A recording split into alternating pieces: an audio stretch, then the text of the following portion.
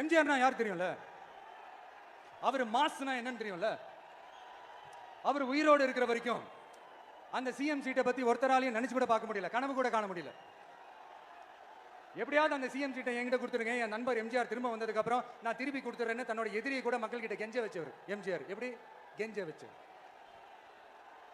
எம்ஜிஆர் அவர்கள் ஆரம்பிச்ச அந்த கட்சியை கட்டி காக்கிறது யாரு? இன்னைக்கு அந்த கட்சி எப்படி இருக்குது? அதை நான் சொல்லி தான் உங்களுக்கு தெரியணுமா என்ன? அப்பாவி தொண்டர்கள் அதை வெளியில சொல்ல முடியாம வேதனையில தவிக்கிறாங்க.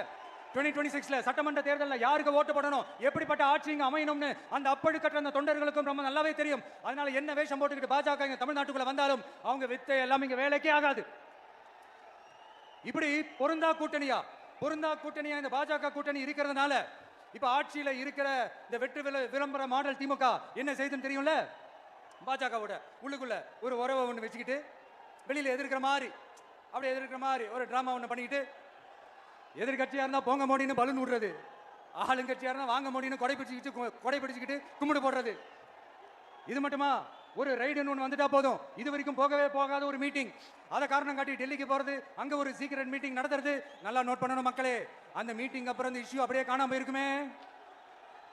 அதேதான் Stalin uncle, what uncle is very wrong uncle.